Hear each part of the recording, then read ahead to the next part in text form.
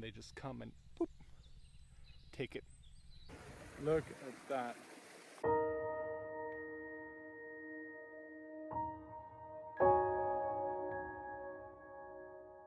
I wanted to take you on a tour around the forest, the fields, and all the scenery here around the little town I live in now. Ever since I moved back from London about 4 years ago, it's really the springtime that brings out the childhood memories for me, and it's just beautiful to experience everything the countryside has to offer in spring. It really shows you the force that nature has, and everything just comes to life after being asleep in the winter.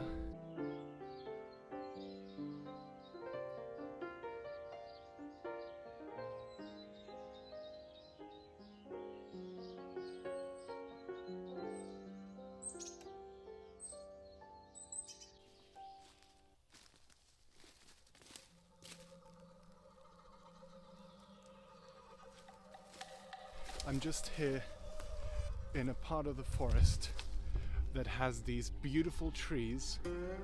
It's beautiful how the light green comes out and just reminds us that they were not dead, they were only asleep.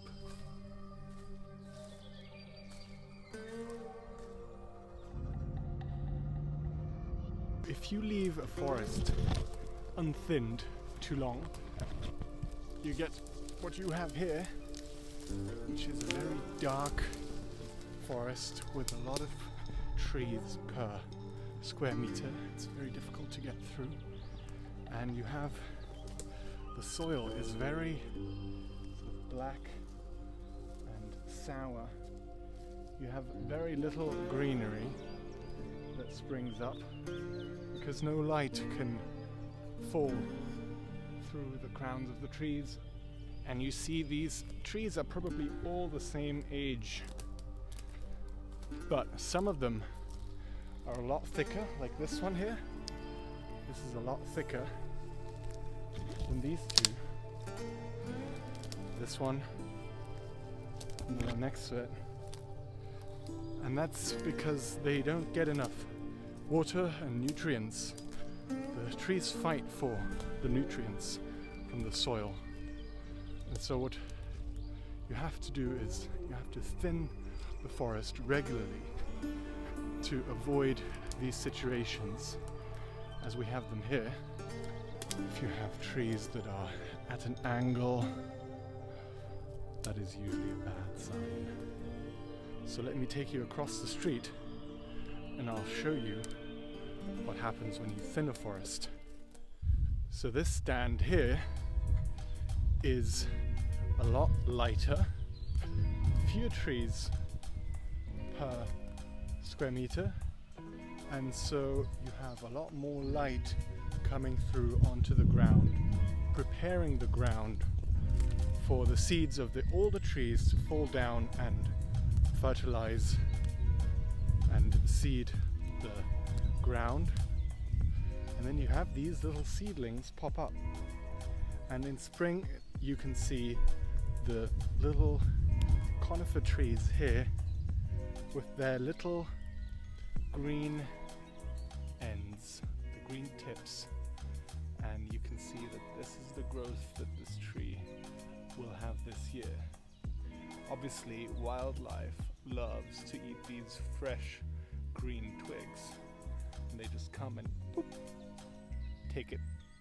And especially the top, especially tasty, and they don't have to reach down as far. And so, yeah, you will see a lot of trees around here just with the tip eaten off. Overall, very nice old trees, giving shade to the younger trees beneath, and these are going to come up and be the next generation. So sometimes mistakes are made, or there's just a change in climate, change in circumstances, a storm comes in, or anything else happens that just wipes out an entire stand, just like the one behind me. Then your last option is to plant new trees And this is obviously not the best option, because the best option is what we saw earlier when the older trees seed the new ones. But it gives you a chance to bring in new species that you didn't have there before. Previously, a lot of the same was planted, a lot of the same produces the same, right? So this is a chance to introduce a new species that will hopefully be more resilient to the future climate changes and be more resilient to whatever nature throws at it. So now I will take my drone, which is actually my brother's drone. Thank you for letting me use it. And we are going to take a look from above what this new plantation looks like. I'm curious to see if we can spot any trees. They were only just planted recently, so they're still quite small.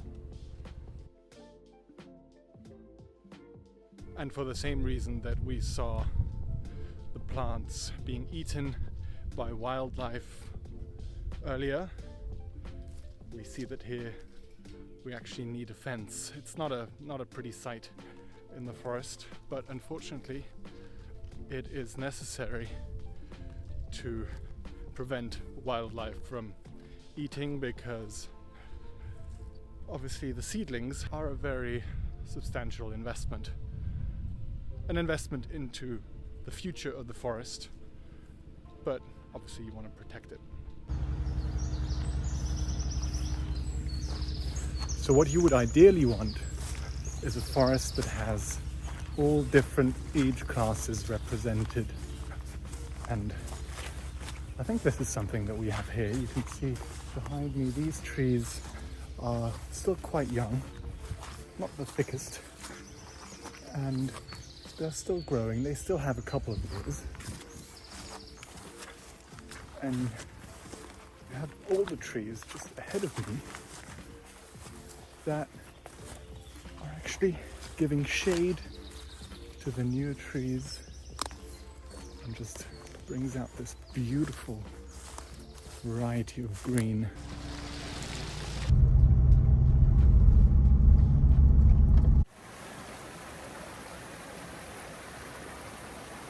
Another crucial element about spring, and really for nature to grow, is of course water.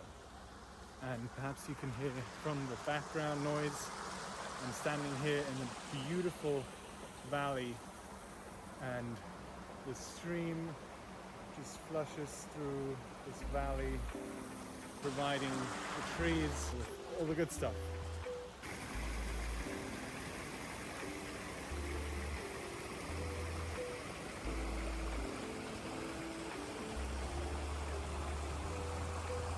Once again, I can't get tired of pointing out how amazing it is to have all these green colors. Look at that.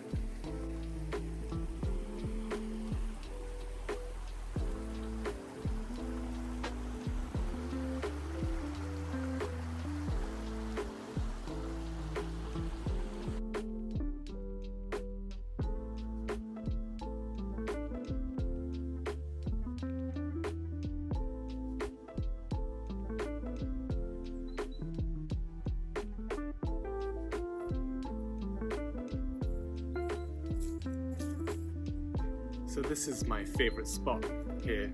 It's called the Schusterberg, and it has this lovely chapel that commemorates soldiers, and it's a very deep place for me. I love to come here whenever I get the chance and just enjoy this gorgeous view and listen to the birds sing, all the sounds that nature makes.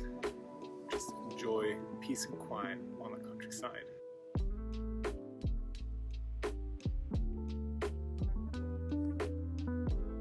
So that's springtime in the countryside, nature awakening every year. I hope you enjoyed it.